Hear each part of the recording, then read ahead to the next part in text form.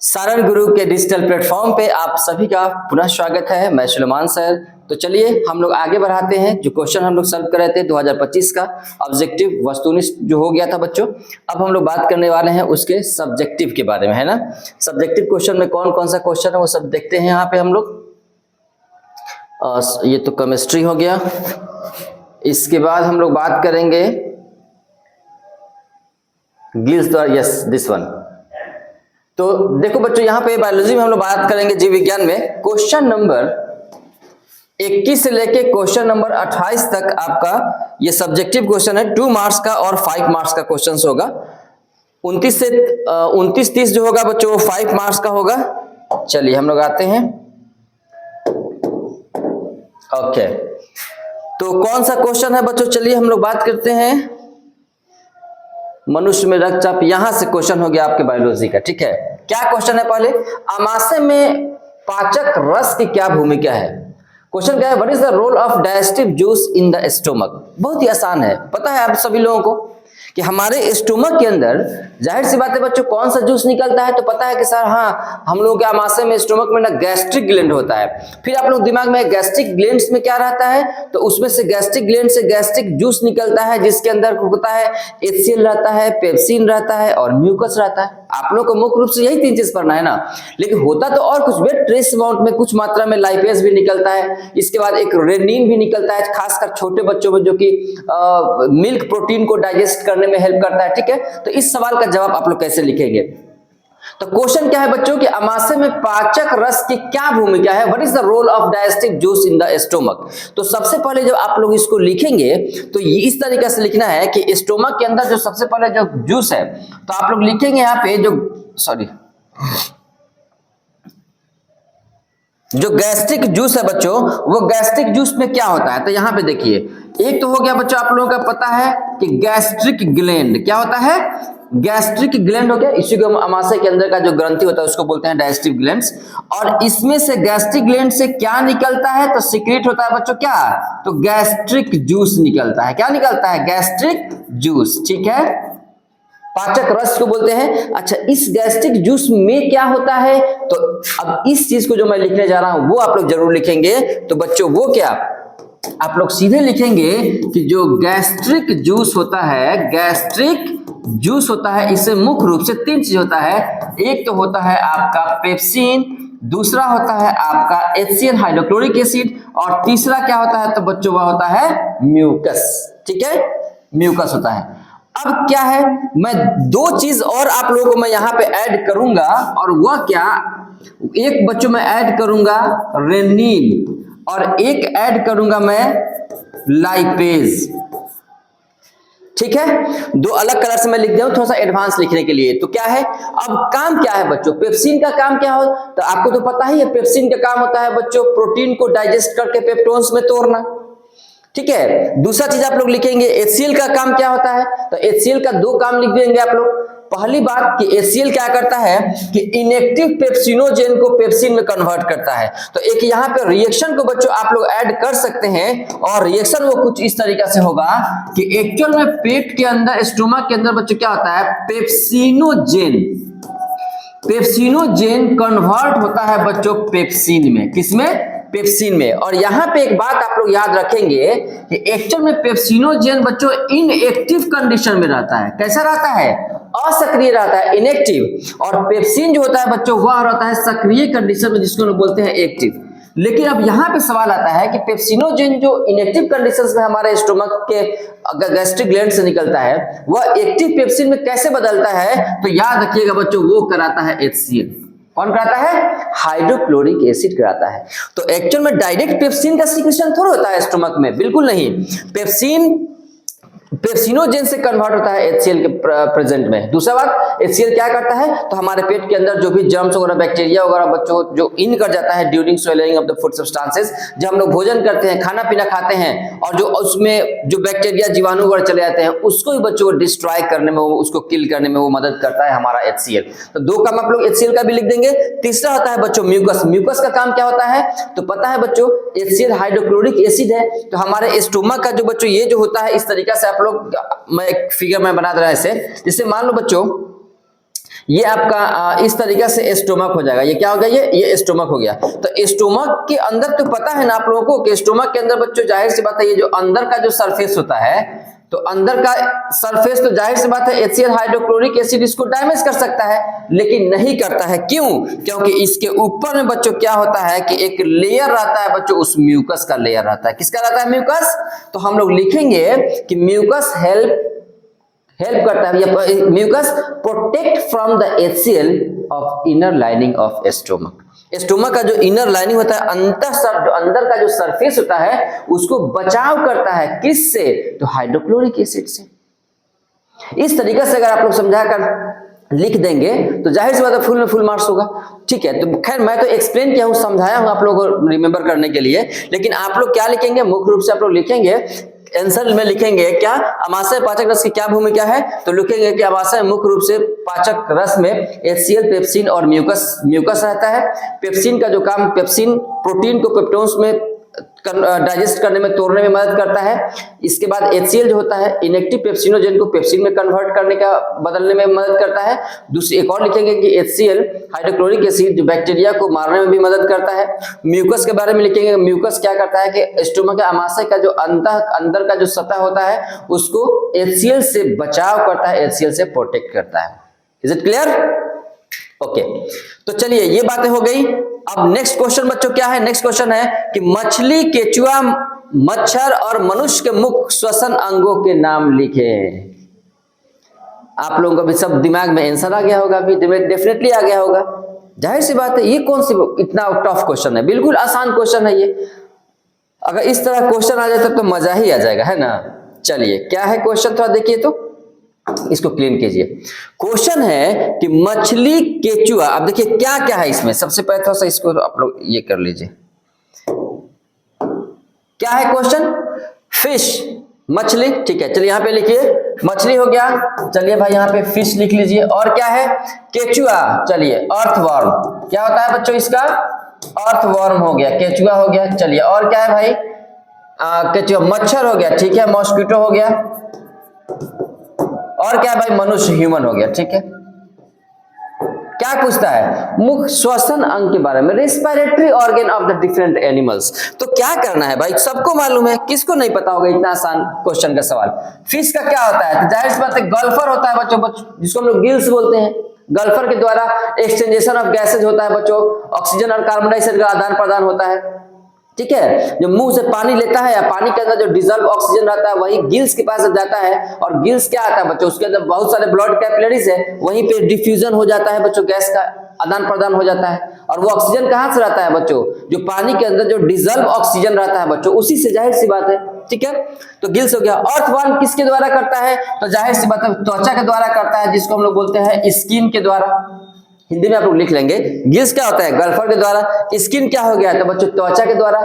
अब जो अर्थवर्म होता है केचुआ, जिसको देहाती भाषा में हम लोग चेहरा भी बोलते हैं, तो क्या करता है? हमारे एटमॉस्फेयर के अंदर या मिट्टी के अंदर अगर रहता है तो भी बच्चों क्या होता है कि एटमॉस्फेरिक जो ऑक्सीजन होता है तो मिट्टी के अंदर भी रहता है, जाहिर सी बात है। तो क्या करता है कि अपने स्किन के द्वारा जो सरफेस रहता है आउटर, उसके द्वारा ऑक्सीजन को अंदर लेकर कार्बन डाइऑक्साइड को बाहर कर देता है बच्चों। तो वो हो गया। मॉस्किटो, मच्छर में बच्चों क्या होता है? तो मच्छर में याद रखिएगा ट्रैकियल सिस्टम के द्वारा, ट्रैकियल ट्यूब या उसी को हम लोग एस्पाइरकिस के नाम से भी हम लोग जानते हैं। ठीक है, अब एस्पाइरकिस में बच्चों आप लोग देखते होंगे एक होता है श्वास रंध्र, उसको बोलते हैं एस्पाइरकिस को हम लोग क्या बोलते हैं? श्वास रंध्र हिंदी में बोलते हैं। तो किसके द्वारा उसको हम लोग बोलते हैं? या तो आप लोग लिखिए ट्रैकियल ट्यूब, लिखिए ट्रैकियल ट्यूब, या इसी को बच्चों आप लोग लिखेंगे एस्पाइरिकल। ठीक है, श्वास रंध्र हम लोग बोल सकते हैं, स्पाइरकिस हम लोग बोलते हैं। नॉट ओनली मॉस्किटो बच्चों, मच्छर की जगह अगर मान लीजिए कॉकरोच पूछ दिया, लोक्यूस्ट सुगवा जो होता है बच्चों, जो टिड्डा वगैरह हो गया, ये सब पूछेंगे। तो जो इंसेक्ट जो होता है, एक्वेटिक में बात नहीं कर रहा हूं बच्चों, एक्वेटिक इंसेक्ट अलग हो गया। मैं टेरेस्ट्रियल इंसेक्ट, जमीन पर रहने वाला जो कीड़ा मकोड़ा, कीड़ा जो होता है ना बच्चों, वो सब की मैं बात कर रहा हूं। तो वो एस्पाइरकिस के द्वारा बच्चों, ट्रैकियल सिस्टम, ट्रैकियल ट्यूब्स के द्वारा, वो उसका अंग होता है, वो उसी के द्वारा ऑक्सीजन और कार्बन डाइऑक्साइड का आदान प्रदान कर लेता है। ह्यूमंस के बारे में, आप लोगों के बारे में कौन नहीं जानता है कि हम लोग का रेस्पिरेटरी ऑर्गन, हम लोगों का लंग्स होता है, जो कि चेस्ट कैविटी के अंदर, थोड़ी सी कैविटी के अंदर रहता है। अब ऐसा नहीं कि एक बच्चा से मैं सवाल किया था कि तुम्हारा रेस्पिरेटरी ऑर्गन क्या है, तो कह रहा है सर नाक है। अरे नाक तो एक ओपनिंग है, एक पाथ है, एक रास्ता है जहां से ऑक्सीजन अंदर जाता है और CO2 बाहर आता है। एक्चुअल में उस अंग को हम लोग रेस्पिरेटरी ऑर्गन बोलते हैं जहां पर एक्सचेंजेशन होता हो बच्चों, जहां पे ऑक्सीजन और कार्बन डाइऑक्साइड का आदान प्रदान होता हो, that is the actual respiratory organ. वह होता है मुख आपका श्वसन अंग। तो जाहिर सी बात है इंसान का क्या हो गया, तो जाहिर सी बात है बच्चों लंग्स हो जाएगा। क्या हो जाएगा हम लोगों का, लंग्स। ठीक है, तो चलिए ये बातें भी हो गई। तो मछली, केचुआ, मच्छर और मनुष्य के मुख श्वसन अंग का नाम हो गया। चलिए अगर लिख देंगे आप लोग, इतना 2 नंबर मिल गया, कोई नंबर काट ही नहीं सकता है। ठीक है, अगला क्वेश्चन क्या है बच्चों, मनुष्य में रक्त का द्विगुण परिसंचरण क्या है। ये भी तो मैं बहुत वेल एक्सप्लेन किया था, double circulatory system. Double circulatory system पता है ना, डबल सर्कुलेटरी सिस्टम के बारे में आप लोगों को। चलिए मैं फिगर के माध्यम से मैं बता दे रहा हूं आप लोगों को। इसको मिटाता हूं मैं, क्लीन।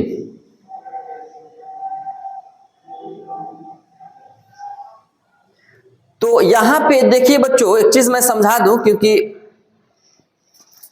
मनुष्य में रक्त का द्विगुण परिसंचरण, डबल सर्कुलेटरी सिस्टम।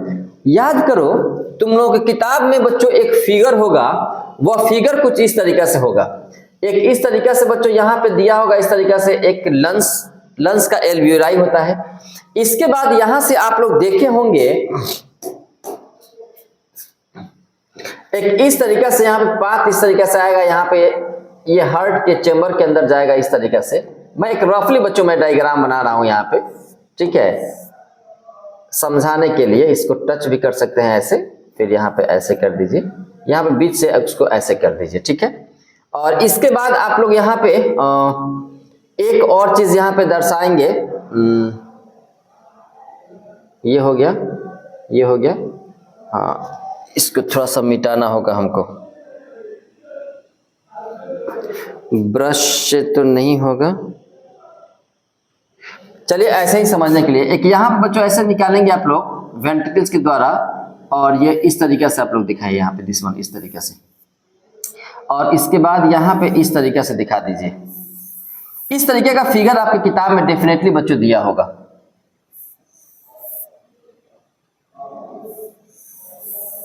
एक बस मैं रफली कुछ समझाने के लिए मैं बता रहा हूं ये। ठीक है, आप लोग करेंगे क्या, यहां पे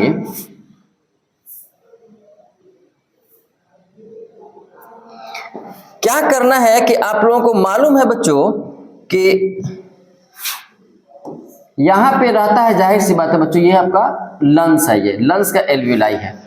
आपको मालूम है ना कि हम लोग के बॉडी के अंदर ऑक्सीजनेटेड प्योर ब्लड और impure deoxygenated blood without mixing हमारे शरीर के अंदर बिना मिक्स हुए हमारे शरीर के अंदर चारों तरफ बच्चों सर्कुलेट करते रहता है। लेकिन कैसे करता है, तो देखिए, शायद याद होगा बच्चों आप लोगों को कि ऑक्सीजनेटेड ब्लड, यहां से ऑक्सीजन, यहां से इसको पतला कर लीजिए और ताकि लिखने में आसानी होगी। यहां से क्या होता है कि ऑक्सीजन बच्चों, यहां पे याद है ना कि इसको हम लोग बोलते हैं पल्मोनरी वेन, पल्मोनरी वेन। इससे बच्चों क्या होता है, आपको पता ही है, ये हमारे हार्ट का जो 4 चेंबर होता है ना, तो ये होता है बच्चों लेफ्ट एट्रियम, ये होता है लेफ्ट वेंट्रिकल्स, ये होता है राइट वेंट्रिकल्स, और ये होता है राइट एट्रियम। तो मालूम है ना कि हमारे शरीर में ऑक्सीजन को लेकर इस तरह ऑक्सीजनेटेड ब्लड, ये ऑक्सीजनेटेड ब्लड इसमें आता है। फिर मैं बताया था कि यहाँ पे एक बाइकस्पिड वाल्व होता है जो कि इसमें चला जाता है, ऑक्सीजनेटेड ब्लड एट्रियम से वेंट्रिकल्स में चला जाता है। ठीक है, जो इसको आप लोग पढ़े होंगे ना कि नीले और आलिंद वगैरह, जो हिंदी में इसको बोलते हैं। तो एट्रियम से वेंट्रिकल्स में गया, और वेंट्रिकल्स जब पंप करेगा तो उल्टा होते हुए बच्चों को क्या जाएगा, वो ब्लड, ऑक्सीजन वाला ब्लड बच्चों चला जाएगा आर्टरी में। इसको हम लोग क्या बोलते हैं, हम लोग आर्टरी बोलेंगे इसको। और यहां से आपको मैं बताया था कि इस तरीके से किताब में आप लोगों को बुक में दिया होगा एक इस तरह का फिगर, जो यहाँ पे टिश्यू लिखा होगा, उत्तक लिखा होगा, शरीर का उत्तक। तो इसमें ऑक्सीजन जाके बच्चों क्या करता है, ऑक्सीजन जाके दे दिया आपके एक एक सेल, एक एक कोशिका टिश्यू को पहुंचा दिया ऑक्सीजन। अब वहां से बच्चों क्या करेगा कि CO2 को बनेगा, क्योंकि पता है ना कि जो रिएक्शन होता है ना, ये वाला रिएक्शन, जो ग्लूकोज होता है ना C6H12O6, तो माइटोकॉन्ड्रिया के अंदर जब ये टूटता है बच्चों, तो ये पता है ना कि H2O plus CO2 plus ATP adenosine triphosphate बनाता है। तो यही CO2 जो बना, यह कार्बन डाइऑक्साइड आपको वेन को देगा। किसको देगा, अब यहाँ पे बच्चों देगा CO2। अब ये क्या है भाई, तो ये वेन है। अब इसको इम्प्योर ब्लड बोलेंगे, इम्प्योर ब्लड, अशुद्ध रक्त। अब ये अशुद्ध रक्त जाएगा किसमें, CO2, तो इसमें जाएगा बच्चों। यहाँ से CO2 कहाँ जाएगा, यहाँ पर ट्राइक एसिड वाल्व के द्वारा CO2 इसमें जाएगा। जब यहाँ से पंप कर देगा तो CO2 कहाँ भेज देगा बच्चों, CO2 को फिर लंग्स के पास भेज देगा बाहर निकलने के लिए। तो कहीं पे प्योर और इम्प्योर ब्लड आपस में मिक्स किया क्या, नहीं। तो इस तरह का जो फिगर आपके बुक में बच्चों दिया होगा, उस फिगर पे आप लोग जरूर बस फोकस करेंगे। एक दो बार आप लोग उसको रफली डायग्राम बना के उसको देख लेंगे। अगर ये सवाल आता है तो आपको डायग्राम बनाना ही बनाना है, तभी आप इसको एक्सप्लेन कर सकते हैं वो, ठीक है। तो इस तरह का फिगर डेफिनेटली बच्चों 2-4-5 बार आप लोग प्रैक्टिस कर लेंगे इसको। जहां कहीं भी डबल सर्कुलेशंस की बात होगी तो फिर इस फिगर के बारे में बात होगी वो, ठीक है। चलिए अब आगे हम बात, अच्छा एक और बात यहां पे समझ लीजिए कि कहां पे गैस का एक्सक्रीशन आदान प्रदान हो रहा है। तो एक तो यहां पर हो रहा है ऑक्सीजन और कार्बन डाइऑक्साइड का आदान प्रदान आपके लंग्स में, एल्वियोलाई के पास, और दूसरा आपके बॉडी सेल्स जहां पे बॉडी टिश्यू होता है, एक एक कोशिका आपके शरीर का, वहां पे आदान प्रदान हो रहा है। ऑक्सीजन कोशिका के अंदर जा रहा है तो कोशिका के अंदर से CO2 बाहर ब्लड में आ रहा है। किस किस के बीच हो रहा है, तो यहाँ पे एल्वियोलाई और ब्लड के बीच में हो रहा है, और यहाँ पे ब्लड और सेल्स, ब्लड और टिश्यू के बीच में आदान प्रदान हो रहा है गैसियस एक्सचेंजेशंस।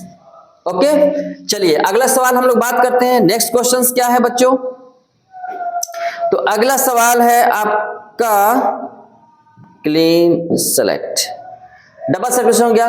डायलिसिस का सिद्धांत क्या है, याद होगा जब मैं आप लोगों को मॉडल सेट जब मैं प्रैक्टिस करा रहा था तो वहां पर भी डायलिसिस के बारे में पूरी तरीके अच्छी तरीके से मैं एक्सप्लेन किया था कि किस तरीके से किसी भी इंसान का अगर किडनी फेलियर हो जाता है, किडनी फेल कर जाता है, तो उसके लिए उसको जिंदा रहने के लिए एकमात्र सॉल्यूशन होता है दो चीज, या तो किडनी को ट्रांसप्लांट कीजिए आप, और नहीं तो आर्टिफिशियल एक मशीन होता है बच्चों, आर्टिफिशियल किडनी के नाम से भी हम लोग उसको जानते हैं, डायलिसिस मशीन। उस डायलिसिस की वजह से बच्चों क्या होता है, डायलिसिस मशीन की वजह से हमारे शरीर का जो अशुद्ध जो खून होता है बच्चों, जो नाइट्रोजनस वेस्ट वाला जो खून रहता है, हमारे शरीर से बाहर निकाल कर उस मशीन में भेजा जाता है। उस मशीन के अंदर बच्चों ऑस्मोसिस है, डिफ्यूजन, ऑस्मो रेगुलेशन, एक अल्ट्रा फिल्ट्रेशन प्रोसेस होता है, उसके द्वारा तीनों प्रोसेस के द्वारा वहां पे सब वेस्टेज जो होता है बच्चों बाहर निकलता है, नाइट्रोजनस वेस्ट, वही ब्लड क्लीन करके फिर हमारे शरीर में पुनः बच्चों उसको भेज दिया जाता है। उस मशीन को हम लोग, उस प्रोसेस को हम लोग डायलिसिस प्रोसेस बोलते हैं। और क्योंकि ब्लड के द्वारा, रक्त के द्वारा उस चीज को किया जा रहा है, इसीलिए इसको हम लोग हीमोडायलिसिस बोलते हैं। क्या बोलते हैं उसको, हीमोडायलिसिस। अक्सर आप लोग वर्ड सुनिएगा हीमोडायलिसिस, तो हीम का मतलब होता है ब्लड, तो ब्लड का डायलिसिस हम लोग कर रहे हैं। ब्लड के अंदर जो नाइट्रोजन वेस्टेज होता है उसको हम लोग बाहर निकाल रहे हैं, ठीक है। तो क्वेश्चन क्या है समझिए, क्वेश्चन कहता है कि मनुष्य में होने वाले डायलिसिस का सिद्धांत क्या है, तो याद रखिएगा लोग, डायलिसिस का मेनली 3 बच्चों सिद्धांत होता है। कितना सिद्धांत होता है, 3। एक तो होता है बच्चों डिफ्यूजन, ऑस्मोसिस और अल्ट्रा फिल्ट्रेशन। कौन कौन सा, डिफ्यूजन प्रोसेस के द्वारा जिसको हम लोग विसरण बोलते हैं, इसके बाद क्या होगा बच्चों, ऑस्मोसिस होगा जिसको हम लोग प्रासरण बोलते हैं, और तीसरा जो होता है बच्चों क्या होता है, अल्ट्रा फिल्ट्रेशन होता है, ठीक है। तो यह मेनली 3 मकसद होता है, 3 पर्पस होता है बच्चों, यही 3 मुख्य सिद्धांत है। वो काम क्या करता है जरा सा ये भी समझ लीजिए। डिफ्यूजन, ऑस्मोसिस और जो अल्ट्रा फिल्ट्रेशन होता है, हमारे शरीर के अंदर जो भी वेस्टेज होता है उसको बाहर तो निकालता ही निकालता है, किसके द्वारा, तो हमारे शरीर के अंदर सेमी परमेएबल जो मेम्ब्रेन होता है हमारे किडनी के अंदर, जो फिल्ट्रेशन बोमेन्स कैप्सूल के अंदर, नेफ्रॉन के अंदर बच्चों, ठीक है, तो वो सब करता है। लेकिन वही प्रक्रिया सेम चीज हमारा डायलिसिस जो मशीन होता है बच्चों वो करता है। उसके अंदर बच्चों एक क्या होता है, सेमी परमेएबल मेम्ब्रेन लगाया जाता है, सेलोफोन उसको हम लोग बोलते हैं, एक ट्यूब्यूल सिस्टम बच्चों उसके लगाया जाता है। इसके बाद उसके अंदर डायलिसिंग फ्लूइड उसके अंदर बच्चों इस्तेमाल किया जाता है, और उस मेम्ब्रेन के द्वारा बच्चों क्या होता है कि जो कुछ भी जो extra higher concentration to lower concentration की तरफ डायलिसिंग फ्लूइड के अंदर बच्चों जो नाइट्रोजनस वेस्ट होता है वो बाहर निकल जाता है वो, ठीक है। इसके बाद एक और चीज होता है कि आपके ब्लड के अंदर एक्स्ट्रा वाटर, एक्स्ट्रा जो तरल पदार्थ होता है, जो फ्लूइड होता है बच्चों, वो नहीं होना चाहिए आपके शरीर के अंदर, तो उसको एक्स्ट्रा वाले क्या करता है, बॉडी से बाहर निकालने का काम करता है। आप देखिएगा अक्सर जब पानी ज्यादा पिएंगे तो आपका यूरिनेशन, पेशाब भी ज्यादा होगा, पानी कम पिएंगे तो पेशाब आपका कम होगा। क्यों, क्योंकि आपके बॉडी के अंदर जो एक्स्ट्रा वाटर होगा, जो एक्स्ट्रा तरल पदार्थ जो होगा, वो अल्ट्रा फिल्ट्रेशन के द्वारा बच्चों ऑस्मो रेगुलेशन प्रोसेस के द्वारा क्या करेगा, आपके शरीर से एक्स्ट्रा को बाहर निकाल देगा वो, ठीक है। तो ये प्रोसेस है बच्चों, इस तरीके से चलता है। तो कुछ इस तरीके से डायलिसिस के अंदर अगर क्वेश्चन ये आता है तो सीधे आप लोग लिखेंगे there are mainly 3 principle of the dialysis, and that is the diffusion, osmosis and the ultra filtrations, okay। osmo regulations भी आप लोग ऐड कर सकते हैं वो, क्लियर हो गया बच्चों? मुझे उम्मीद है समझ गए होंगे आप लोग। अगला सवाल है कि तंत्रिका तंत्र के क्या कार्य है? तंत्रिका तंत्र के क्या कार्य है? अब ये भी बताने वाले सवाल है क्या? तंत्रिका तंत्र का मतलब क्या होता है? Nervous system. मैं आप लोगों के सामने मैं बोल रहा हूं, ये नर्वस सिस्टम है। आप लोग कानों से सुन रहे हैं, ये नर्वस सिस्टम है। मैं कोई भी चीज अगर लिख रहा हूं, इस तरीके से हाथ में मूवमेंट कर रहा हूं, ये भी नर्वस सिस्टम है वो, ठीक है। तो क्या है बच्चों ये सारी चीजें? तो उसको हिंदी में हम लोग क्या बोलते हैं, याद रखिएगा लोग। एक्चुअल में नर्वस सिस्टम को तंत्रिका तंत्र के अंदर मेनली 2-3 बातों पे आप लोगों को फोकस करना है। किसी भी तरह का संवेदना, सेंसेशन आपके शरीर के अंदर होता है बच्चों, वो नर्वस सिस्टम। किसी भी तरह बच्चों आपके बॉडी के अंदर कोऑर्डिनेशन, जो समन्वय है या रिस्पांस है, जो आप प्रतिक्रिया कर रहे हैं, तो क्या क्या आप लोग लिखेंगे? या तो बच्चों आप लोग बात करेंगे सेंसेशन के बारे में, आप लोग बात करेंगे बच्चों कोऑर्डिनेशन के बारे में, कोऑर्डिनेशन के बारे में आप लोग बात करेंगे बच्चों रिस्पांस के बारे में, ठीक है। इसके बाद आप लोग बात करेंगे कंट्रोल के बारे में। किसके बारे में बच्चों? कंट्रोल के बारे में, ठीक है। चाहे नियंत्रण की बात हो, इसको हिंदी में क्या बोलते हैं बच्चों? या तो नियंत्रण की बात हो, या तो बच्चों प्रतिक्रिया की बात हो, या तो प्रतिक्रिया की। कोऑर्डिनेशन मतलब क्या होता है बच्चों? या तो समन्वय की बात हो, या सेंसेशन का मतलब होता है बच्चों संवेदना की बात हो, ठीक है, संवेदन। तो जाहिर सी बात है बच्चों, क्या क्या तंत्रिका तंत्र के कार्य क्या है? तो जाहिर सी बात है ये सारा कार्य है उसके। अभी ठंडी के मौसम में क्यों मैं कोट पहन के आया हूं, मैं जैकेट क्यों मैं पहना हूं, टोपी हम लोग क्यों लगा रहे हैं? इसका मतलब है हमारा बॉडी सेंस कर रहा है कि हमारे एक्सटर्नल जो इन्वायरमेंट्स है, हमारा जो क्लाइमेट्स है अभी, उसके अंदर टेम्परेचर कम है, जिसकी वजह से हम लोगों को ठंडा फील हो रहा है। इसीलिए हम लोग स्वेटर, रजाई, ब्लैंकेट होगा, जो कुछ भी हम लोग इस्तेमाल कर रहे हैं। यही बच्चों गर्मी के मौसम में हम लोग जाएंगे, सारा स्वेटर जैकेट निकल जाएगा, फिर हम लोग क्या करेंगे? टी शर्ट पे आ जाएंगे, कॉटन कपड़ा, सूती कपड़ा में हम लोग आ जाएंगे। तो सेंसेशन आप याद रखना बच्चों, किसी भी तरह का, एक मान लीजिए एक कुत्ता को अगर बाहर रोड पे अगर देखिए बारिश वगैरह होगा, तो उसके अंदर भी सेंस करने की एबिलिटी है। एक चिड़िया भी है, जब बारिश होगा, तूफान जब आएगा, बारिश से भीग न जाए, तूफान से उसकी बॉडी के अंदर जब हवा तेज जब पड़ता है, या पानी के बूंदे जब पड़ता है, तो वो भी सेंस करता है। याद रखना बच्चों, 11वीं क्लास में आप लोग पढ़ेंगे, या पहले भी आप लोगों ने पढ़ा होगा इस चीज के बारे में, कि हमारे शरीर के अंदर जिंदा होने का जो लिविंग ऑर्गेनिज्म का जो कैरेक्टरिस्टिक्स, जो फीचर्स होता है, उसके अंदर ये भी बच्चों इंक्लूड है। याद रखिएगा लोग, क्या? कॉन्शसनेस। तो किसी दुनिया में कोई भी लिविंग ऑर्गेनिज्म होगा, उसके अंदर कॉन्शसनेस होगा ही होगा, वो अलग अलग तरीके से हो सकता है वो, ठीक है। तो मेनली 4 चीज याद रखिएगा लोग। सेंसेशन होगा, उस सेंसेशन करता है। कोऑर्डिनेशन समन्वय बच्चों करता है। रिस्पांस प्रतिक्रिया, जाहिर सी बात है बच्चों, प्रतिक्रिया हम लोग करते नहीं है। अगर मान लीजिए मस्ती से हम लोग आराम से चल रहे हैं, अब पीछे से कुत्ता कहूंगा 2-4 बार अगर बोल दे, तो क्या होगा? इनफैक्ट हम लोग को दौड़ के भागने लगेंगे। तो क्या किया हम लोग? रिस्पांस किया ना, हम लोग प्रतिक्रिया हुआ। अब ऐसा नहीं कि सामने वाला कोई दोस्त है, एक झापड़ दे दिया तो हम 2 झापड़ खींच लिए, ये भी क्या हुआ? रिस्पांस हुआ, प्रतिक्रिया हुआ वो, ठीक है। आप रिस्पॉन्ड कर रहे हैं आप, ठीक है। तो नर्वस सिस्टम के अंदर क्या आता है? जाहिर सी बात हम लोग रिस्पॉन्स करते ही है। आपको क्या लगता है, मैं अगर कोई सवाल कर रहा हूं आपसे, सवाल सुनकर उसका आप जवाब दे रहे हैं, ये भी आप रिस्पॉन्ड कर रहे हैं वो। तो क्यों? मतलब आपका नर्वस सिस्टम काम कर रहा है, तभी तो कर रहे हैं ना। नहीं तो मान लीजिए आप बहरा होते, आपका ये नर्वस सिस्टम काम ही नहीं करता, जो सेंसरी ऑर्गन होता है आपके शरीर का। तो कान जब सुनबे नहीं कीजिएगा, तो जाहिर सी बात है आप रिप्लाई क्या कीजिएगा, रिस्पॉन्ड क्या करेंगे आप, ठीक है। तो हमारा ये भी आप लोगों ने पढ़ा होगा कि आपके शरीर का जो 5 जो सेंसरी ऑर्गन होता है, कौन कौन सा याद है? आपका स्किन है, आपका आईज है, ईयर है, नोज है, इसके बाद टोंग है, जीभ है। ये जीभ क्या है? ये भी सेंस करता है, खट्टा है, मीठा है, तीता है, क्या चीज है। नाक है, स्मेल को डिटेक्ट करता है, कौन सा अच्छा स्मेल है, खराब स्मेल है। हियरिंग मतलब क्या, गाना अच्छा गाना है, खराब गाना है, कोई गाली दे रहा है कि अच्छी बात बता रहा है, क्या कर रहा है, कान भी आपका हियरिंग अब ये है। स्किन टच करता है, क्या है, ठंडा है कि गर्म है, कैसा है बच्चों, उसको सेंस करने की एबिलिटी होता है आपकी बॉडी के अंदर, ठीक है। तो इस तरीके से आपके शरीर के अंदर जो कुछ भी 5 अलग अलग तरह का सेंसरी ऑर्गन बच्चों होता है वो। तो अगर क्वेश्चन ये आता है कि what is the function of nervous system, तो लिखिएगा they are mainly 4 functions perform by the nervous system, and that is the sensations, coordinations, response and the control. Okay, ये आप लोग लिख सकते हैं। उसको थोड़ा थोड़ा एक्सप्लेन कर दीजिएगा लोग, एग्जांपल के साथ आंसर मिल जाएगा आप लोगों को। अगला क्वेश्चन है बच्चों आप लोगों का, और वह है मनुष्य में होने वाले समान लैंगिक संचरित रोग। देखिए लैंगिक संचरित, इसके बारे में मैं बहुत अच्छा से मैं एक्सप्लेन किया था, याद होगा ये आप लोगों को। लैंगिक संचरित रोग, एक बात बताइए, बात हो रही है यहाँ पे सेक्सुअल ट्रांसमिटेड डिजीज। आप लोग के दिमाग में सिर्फ यही चलता होगा, एड्स एड्स एड्स, सबके दिमाग में यही चलता है क्या, एड्स जो होता है वो यौन संचारित रोग होता है, सेक्सुअली। नहीं बच्चों, ऐसा नहीं है। ऐसा नहीं है कि सिर्फ आपका एड्स ही यौन संचारित रोग, और भी कई तरह की बीमारियां हैं जो सेक्सुअली ट्रांसमिटेड होता है। तो पहली बात तो हम ये बात करेंगे कि सेक्सुअली ट्रांसमिटेड डिजीज, यौन संचारित रोग होता क्या है। बहुत आसान भाषा में समझ लीजिए, the disease which are transmitted from one to another person during sexual activities.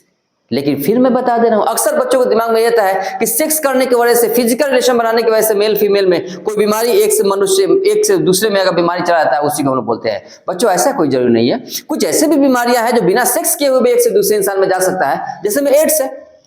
अगर मान लीजिए कोई एड्स का पेशेंट है, उसके साथ अगर बिना कॉन्डम का अगर उसके साथ सेक्सुअल एक्टिविटीज कोई कर रहा है तो उसमें फैल जाएगा दूसरे में। अगर कोई एड्स का पेशेंट है, उसको नीडल सिरिंज का इस्तेमाल करके उसी नीडल सिरिंज से दूसरे को हम लोग दे दे, उसको भी फैल जाएगा। अगर कोई एड्स का पेशेंट है, उसका दाढ़ी वगैरह बनाया जा रहा है बच्चों, उस ब्लेड का इस्तेमाल करके किसी हेल्दी पर्सन को कर दीजिए, थोड़ा सा फोड़ा फुंसी कुछ भी कट गया, अगर पंछा ऐसा कुछ पानी जैसा निकल गया, वो भी ट्रांसमिशन हो जाएगा। ठीक है, तो कोई जरूरी नहीं, ये मत समझिएगा यौन संचारित मतलब यौन करते वक्त बीमारी एक से दूसरे इंसान में फैलता है, ये कोई जरूरी नहीं है। चलिए आते हैं क्वेश्चन पे कि right the name of common sexually transmitted disease. नाम पूछ रहा है, तो कितना नाम, तो ये नहीं बोल रहा है कितना नाम लिखना है। मनुष्य में होने वाले सामान्य लैंगिक संचारित रोग के नाम तो मैं बताता हूं आप लोग कौन कौन सा बीमारी है। तो बच्चों आप लोग बात करेंगे, देखिए कौन कौन सा लिख सकते हैं आप लोग। तो देखिए एक तो बहुत ही फेवरेट है बच्चों, क्या है, सब लोग पता है, एड्स हो गया। HIV मत लिखिएगा, HIV वायरस का नाम होता है, human immunodeficiency virus. AIDS is the name of disease, तो याद रखिएगा एड्स हो गया। इसके बाद क्या हो जाएगा बच्चों, तो सिफिलिस हो जाएगा। क्या हो जाएगा इसके बाद बच्चों, गोनोरिया हो जाएगा। इसके बाद क्या हो जाएगा, क्लेमेडियसिस हो जाएगा। या छोड़िए, इसको छोड़ दीजिए, आप लोग लिखेंगे हर्प्स, जेनाइटल हर्प्स लिख सकते हैं बच्चों। इसके बाद जेनाइटल वर्ट, जेनाइटल वर्ट मस्सा, और भी है बच्चों, हेपेटाइटिस बी भी है। तो AIDS, syphilis, gonorrhoea, herpes, genital warts, chlamydiasis, trichomoniasis. ठीक है, ट्राइकोमोनियासिस बच्चों एक होता है।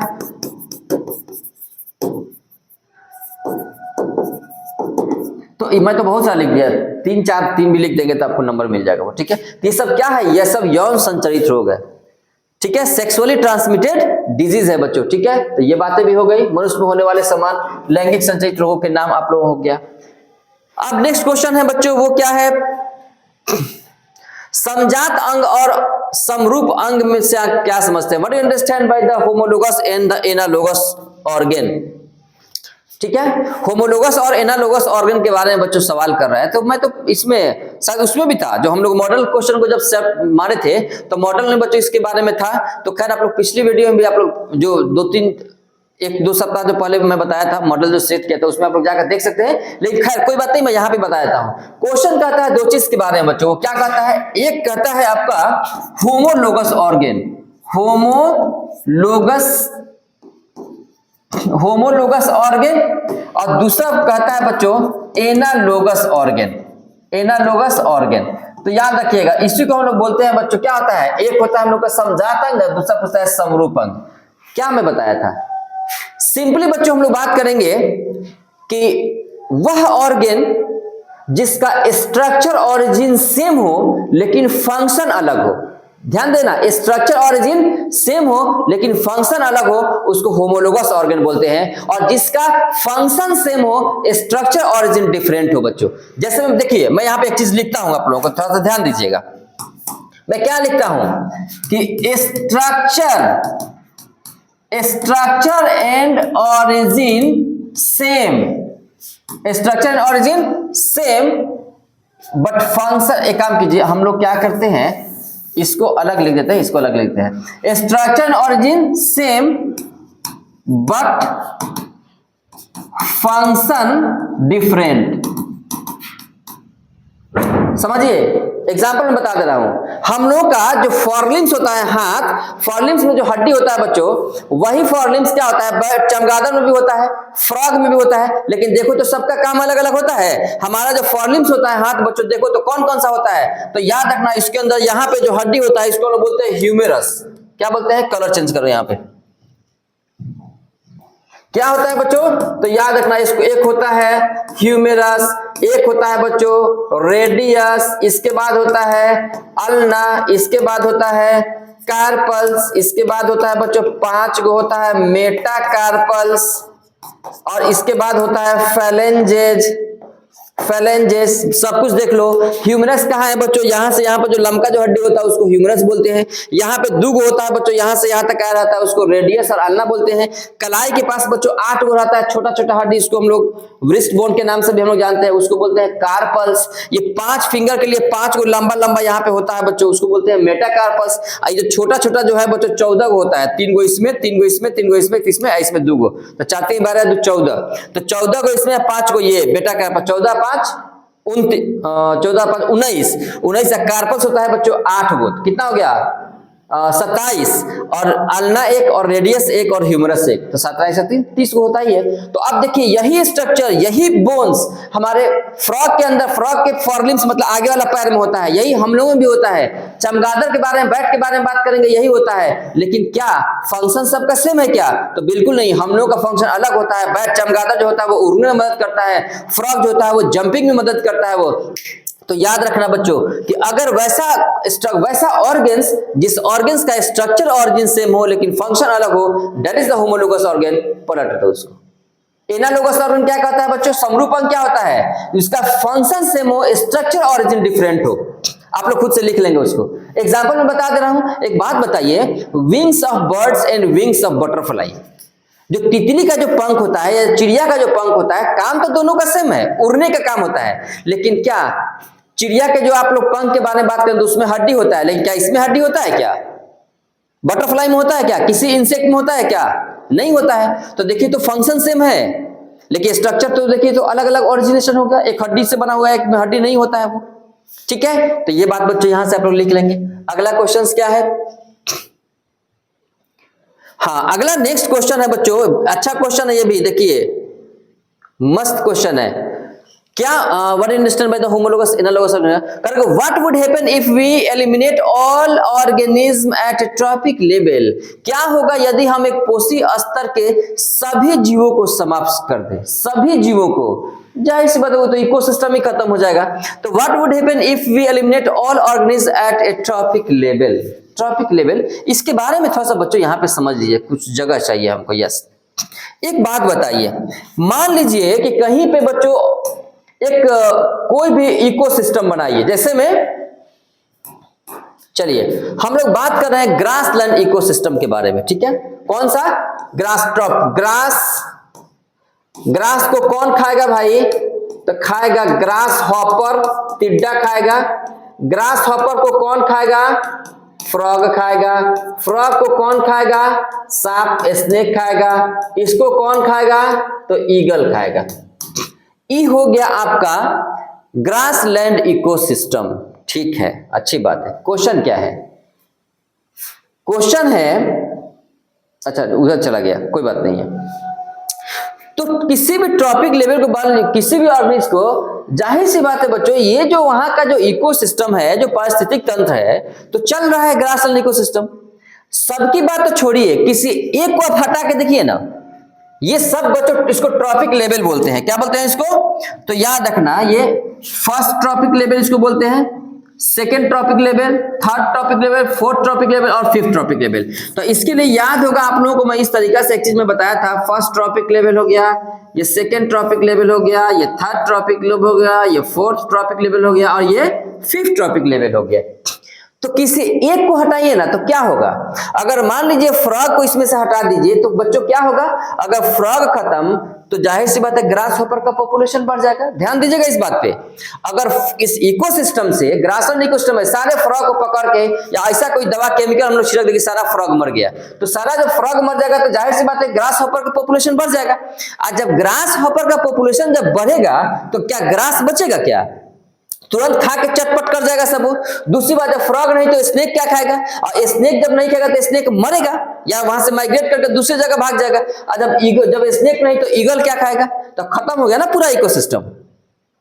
ऐसे ही बच्चों पता है आप लोगों को, मान लीजिए हम लोग बात करेंगे फॉरेस्ट इकोसिस्टम के बारे में। तो फॉरेस्ट इकोसिस्टम के बारे में आप लोगों को मालूम है कि इसमें आपको पता है कि एक होता है प्लांट या उसी को ट्री हम लोग लेते हैं। प्लांट को कौन खाएगा भाई? तो हिरन खाएगा, डियर खाएगा। और डियर को कौन खाएगा? तो लायन खाएगा। एक बात बताइए, अगर इसको आप लोग हटा देंगे सब इकोसिस्टम को, ट्रॉपिक लेवल को अलग, सब ट्रॉपिक लेवल को, तो क्या वहां पे वो इकोसिस्टम रहेगा? खत्म हो जाएगा वो इकोसिस्टम, पारिस्थितिक तंत्र वो। तो किसी भी पारिस्थितिक तंत्र को सस्टेन रहने के लिए उसमें इन्वॉल्व जितने भी सारे लिविंग ऑर्गेनिज्म है अलग अलग ट्रॉपिक लेवल पे, सबका रहना जरूरी है। अगर एक नहीं रहेगा तो बच्चों खत्म हो जाएगा पारिस्थितिक तंत्र। बात करते हैं थोड़ा सा हम लोग लायन पे। एक बात बताओ, अगर तुम लोग लायन का पॉपुलेशन अचानक बढ़ा दो कहीं पे, मैं हटाने की बात कर रहा था, तुम बढ़ा कर देखो,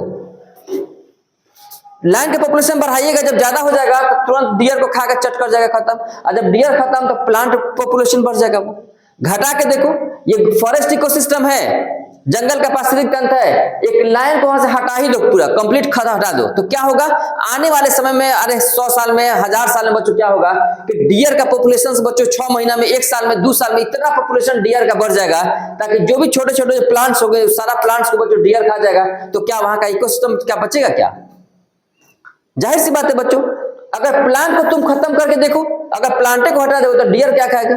अगर तुम डियर हटा के देखो तो क्या लायन क्या डायरेक्ट प्लांट को खाएगा? क्या याद रखिए, there is a particular contributions of the east trophic level in each of every organism in any ecosystem. सभी इकोसिस्टम के अंदर प्रत्येक ट्रॉपिक लेवल पे अलग अलग जो भी लिविंग ऑर्गेनिज्म, सबका कुछ ना कुछ कंट्रीब्यूशंस है। चलो मैं छोटी सी बात बता दूं आप लोगों को। जैसे पता है मेरे गांव में, एक गांव की एक बात है कि छोटा सा एक तालाब है बच्चों, उस तालाब में एक आदमी क्या किया था कि अपने खेतों में दवा छिड़कने के लिए गया था, और दवा छिड़कने के बाद क्या किया कि जो दवा बच गया आधा बाल्टी से ज्यादा, पानी क्योंकि कम था, गर्मी का मौसम था, तो क्या किया कि वो दवा को क्या किया कि उसी तालाब में जाके खंगाल दिया वो। और खंगालने का यह नतीजा हुआ कि 2-3 साल तक सारी मछली वगैरह सब टोटल खत्म, उसमें था ही नहीं। तो अगर मान लीजिए कोई इंसेक्टिसाइड का अगर छिड़काव किया होगा, तो इंसेक्टिसाइड का छिड़काव किया होगा तो जाहिर सी बात है वो तो छोटी छोटी मछली मर गई होगी। छोटी मछली जिस छोटे छोटे इंसेक्ट को खाने वाला था वो इंसेक्ट मर गया होगा उस केमिकल्स की वजह से। तो जब छोटी मछली नहीं रहेगा तो बड़ी मछली क्या खाएगा? जब इंसेक्ट ही नहीं रहेगा तो छोटी मछली किस इंसेक्ट को खाएगा वो? तो किसी भी ट्रॉपिक लेवल बच्चों क्या हुआ, तो 2-3 साल तक वो डेड रहा ऐसे ही बच्चों। फिर जब एक बार जब ये बाढ़ जब आया, बाढ़ का पानी जब उसके अंदर फिर से वो इकोसिस्टम वहां पे फिर से जिंदा हुआ वो। ठीक है, तो ये चीज हो गया। चलिए अगला क्वेश्चन क्या है, हमेशा बच्चों ध्यान देना अपने लैंग्वेज में, अपने जुबान में आंसर को लिखना है आप लोगों को। तो क्या होगा यदि एक पोषी स्तर के सभी जीवों को समाप्त कर दिया जाए, तो सीधे बात लिखेगा लोग कि किसी भी पोषी स्तर को अगर समाप्त किया जाए तो पूरा कंप्लीट पारिस्थितिक तंत्र इकोसिस्टम हो जो वो खत्म हो जाएगा, डैमेज हो जाएगा वो। अगला क्वेश्चन बच्चों क्या, देखिए 29 और 30 नंबर जो क्वेश्चन है बच्चों एक्चुअली 5 मार्क्स का है। कितने मार्क्स का है? 5 मार्क्स का है। इसमें से कोई एक ही करना होता है आप लोगों को। सवाल है कि गिल्स द्वारा श्वसन किस प्रकार होता है, सचित्र समझाएं। अभी तो कुछ देर पहले हम लोग डिस्कस कर रहे थे। अरे गिल्स के द्वारा पता है बच्चों, एक फिगर जो आपको किताब में दिया होगा, एक रफली डायग्राम बनाकर आप लोग देख लीजिएगा, मैं समझा दे रहा हूं सिर्फ। मछली के अंदर क्या होता है बच्चों, माउथ के अंदर क्या करना है आप लोगों को कि इस तरीके से बच्चों एक रफली डायग्राम बनाना है इस तरीके से, और इस तरीके से एक फिश बना दीजिएगा, नहीं तो थोड़ा सा ठीक है। इसके बाद इस ऐसे ऐसे बच्चों इससे रफली बना दीजिएगा, या सिर्फ गिल्स का ही बच्चों बना सकते हैं। ठीक है, यहाँ पे इस तरीके से बच्चों क्या उसका थोड़ा सा फिन्स होता है ना, वो causal fins, pectoral fins, anal fins, इस तरीके से होता है, ये भी बना सकते हैं। और यहाँ पे बच्चों क्या करेंगे, यहाँ पे एक थोड़ा सा गिल्स टाइप बना दीजिएगा, यहाँ पे जो माउथ वगैरह होगा माउथ बना दीजिएगा। तो होता क्या है फिश में, ये बच्चों माउथ जब पानी जब इन करता है ना, तो गिल्स के पास से वो पानी बाहर निकलता है वो। तो जब माउथ के पास से वाटर इन करता है और गिल्स के पास से बाहर निकलता है, वहीं पर जो पानी के अंदर जो डिजर्व ऑक्सीजन होता है, गिल्स के अंदर जो बच्चों देखिएगा आप लोग रेड रेड कलर का जो होता है गिल्स स्लिट, उसी के द्वारा वहीं पे बच्चों आदान प्रदान होता है, गैसेस एक्सचेंजेशन होता है। तो इस बात का आप लोग याद रखिएगा। क्या क्वेश्चन कहता है, गिल्स द्वारा श्वसन किस प्रकार होता है, सचित्र द्वारा समझाए। तो एक चित्र बनाकर बच्चों डायग्राम बना लीजिएगा, उसको आप लोगों को दिखा दीजिएगा वहां पे कि हाँ उसके गल्फर के द्वारा, गिल्स के द्वारा ऑक्सीजन और कार्बन डाइऑक्साइड का आदान प्रदान होता है। अगला क्वेश्चन है बच्चों, पारिस्थितिक तंत्र में ऊर्जा का प्रवाह किस तरीके से होता है। देखिए फिर क्वेश्चन यहाँ पे इकोसिस्टम से क्वेश्चन पूछा हुआ है। तो जाहिर सी बात है बच्चों, किसी भी इकोसिस्टम के अंदर एनर्जी का जो फ्लो होता है वो किस तरीके से होता है, तो जाहिर सी बात है बच्चों सबको मालूम होगा आप लोगों को कि कैसे होता है। तो याद रखिएगा बच्चों, एक्चुअल में वो फूड चेन के द्वारा होता है, ट्रॉपिक लेवल के द्वारा होता है। दूसरी बात सबसे मेन चीज बच्चों, सूरज से निकलता है, सूरज से बच्चों वो होता है। जैसे में एक बात बताइए, आपको मालूम है कि कोई भी बच्चों यहाँ पे अगर हम लोग बात करेंगे, ये हो गया आपका ये प्लांट वगैरह कोई हो गया, ये इस तरीके से हम लोग प्लांट को लेंगे इस तरीके से, ठीक है। और जाहिर सी बात है बच्चों, सबसे पहले तो बात करेंगे हम लोग सूरज का, सोलर एनर्जी का। सोलर एनर्जी में बच्चों क्या होगा, तो मालूम है ना, इसके अंदर मान लीजिए बच्चों अगर कोई भी यहाँ पे हम लोग इस तरीके से बच्चों एक लीफ ले लेंगे इस तरीके से, तो क्या होगा, जाहिर सी बात है सूरज की रोशनी इस पर जाएगा, सूरज का जो रोशनी आएगा सोलर एनर्जी, इसको हम लोग क्या बोलते हैं, सोलर एनर्जी। तो पता है ना बच्चों, सबसे पहले सोलर एनर्जी प्लांट्स में जाता है और उस सोलर एनर्जी को केमिकल एनर्जी में, रासायनिक ऊर्जा में परिवर्तित करता है प्रकाश संश्लेषण प्रक्रिया के द्वारा। तो क्या क्वेश्चन कहता है कि पारिस्थितिक तंत्र में ऊर्जा का प्रवाह कैसे होता है, तो याद रखिएगा बच्चों, उसमें आप लोग लिखेंगे कि सबसे पहले होता है, यहां पे रखिएगा, सबसे पहले सन से वह जाता है उत्पादक में, जिसको बोलते हैं प्रोड्यूसर। किसमें आता है बच्चों, प्रोड्यूसर में आता है। प्रोड्यूसर से कहां जाता है बच्चों, तो कंज्यूमर में जाता है। किसमें आता है, कंज्यूमर। अब वो अलग बात है, सूरज की रोशनी बच्चों आया प्लांट्स में, फिर वहां से सन से बच्चों प्रोड्यूसर में गया, प्रोड्यूसर से प्राइमरी कंज्यूमर, से प्राइमरी कंज्यूमर से सेकेंडरी। जैसे मैं अभी थोड़ा देर पहले जो मैं इकोसिस्टम बना रहा था, तो आप लोग क्या देखे थे, ये वाला देखे थे ना, जैसे बच्चों यहाँ पे देख रहे थे ग्रास है, ग्रास से आप लोग बात करेंगे, टिड्डा ग्रास हॉपर हो गया। ग्रास हॉपर को कौन खा रहा था बच्चों, तो फ्रॉग खा रहा था। फ्रॉग को कौन खा रहा था, स्नेक खा रहा था। स्नेक को बच्चों ईगल खा रहा था। एक बात बताइए, याद रखना, सूरज की रोशनी सबसे पहले बच्चों कहां आएगा, तो सूरज की रोशनी सबसे पहले बच्चों ग्रास पर आएगा और वह ग्रास प्रकाश संश्लेषण के द्वारा सोलर एनर्जी को केमिकल एनर्जी में कन्वर्ट करेगा। इसमें से 10% ट्रांसफर होगा इसमें, इसका 10% ट्रांसफर होगा इसमें, इसका 10% ट्रांसफर होगा बच्चों इसमें, और फिर इसका 10% ट्रांसफर होगा।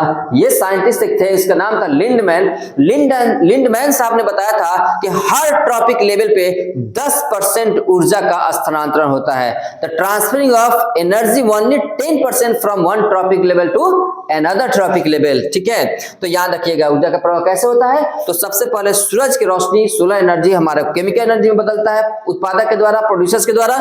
उसके बाद ऊर्जा का 10% प्रोड्यूसर्स में, उत्पादक में ट्रांसफर होता है, फिर प्राथमिक उपभोक्ता में, फिर द्वितीय उपभोक्ता में, फिर इसका टॉप जो होता है बच्चों उसमें जाता है वो। ठीक है, मैं उम्मीद करता हूं कि आप लोगों को डेफिनेटली समझ में आया होगा कि किस तरीके से आंसर आप लोगों को लिखना है समझा कर। ठीक है, तो चलिए मिलते हैं हम लोग अब नेक्स्ट वीडियो में। नेक्स्ट वीडियो में फिर कुछ किसी दूसरे साल का हम लोग क्वेश्चन लेकर आएंगे। ये तो 2025 का था, इससे पहले जो हम लोगों ने बात किया था मॉडल सेट को भी हम लोगों ने सॉल्व किया था।